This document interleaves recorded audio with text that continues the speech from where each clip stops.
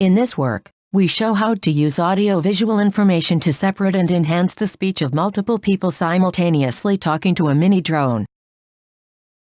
In particular, we investigate how visual information can help a mini drone to hear.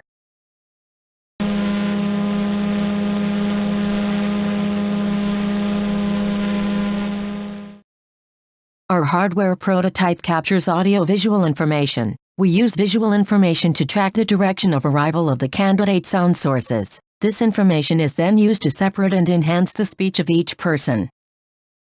As an example, people simultaneously talking to a mini drone.